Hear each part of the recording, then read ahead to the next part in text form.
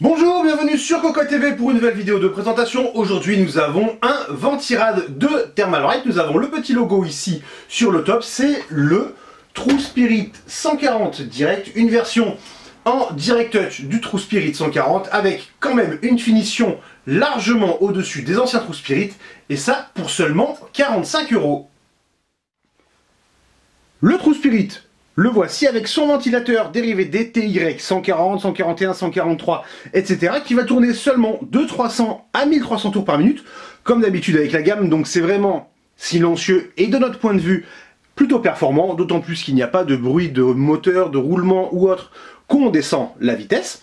La boîte, la voici, c'est noir, il n'y a pas grand chose de noté. D'ailleurs, si on regarde les caractéristiques techniques, donc ça dit que c'est compatible Intel, AMD, que ça ne bloque pas la mémoire. Effectivement, le radiateur est quand même super fin. Et derrière, qu'est-ce qu'ils disent? Tout simplement 161 mm de hauteur.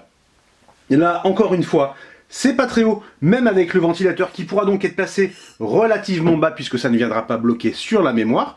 L'ensemble pèse 810 grammes et le ventilateur tourne de 300 à 1300 tours par minute. On a les sockets, il n'y a pas de pression statique, pas de ci, pas de ça. Ça va vraiment à l'essentiel. Ça tourne pas trop vite, c'est pas très grand. Et puis voilà, le bundle. Nous avons deux sets de griffes pour ventilateur, histoire d'en installer un deuxième.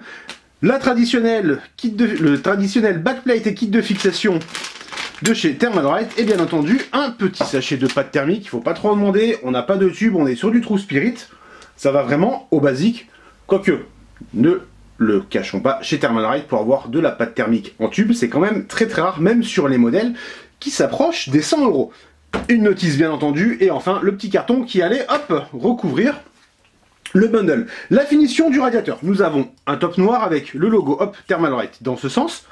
C'est sympa, ça présente très bien. Nous avons 5 caloducs avec un agencement plutôt classique. La base, hop là, on va coller ça dessous, en Direct Touch. Alors c'est du Direct Touch très classique, c'est-à-dire, pardon, qu'au niveau des caloducs, on sent un trou entre le caloduc et la petite base ici, le petit kit de fixation en aluminium. Est-ce que c'est grave? Pas du tout. Est-ce que ça va fonctionner? On verra ça. Toujours est-il que il n'y a pas grand chose à dire au niveau de l'usinage. C'est quand même très propre. Les ailettes sont solides. Par rapport à un macho, c'est quand même beaucoup plus solide.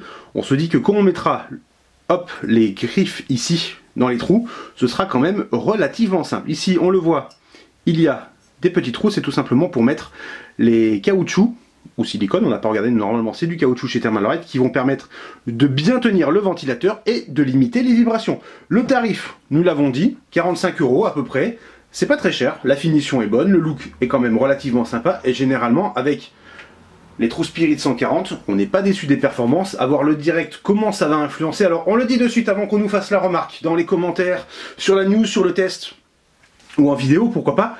Nous n'avons plus le premier True Spirit 140. Qu'est-ce qui lui est arrivé? Eh ben, il est tombé de l'armoire, tout simplement. Il n'était pas dans son carton. Et du coup, eh bien, les ailettes sont plus tout à fait droites. Il fait vraiment la tronche. Bref, le test sur le 980X avec overclocking carrément. On en veut beaucoup. On va essayer de le pousser à fond et voir ce que ça donne. Et on s'en occupe très rapidement. En attendant, nous vous souhaitons une excellente journée et pourquoi pas de bonnes vacances.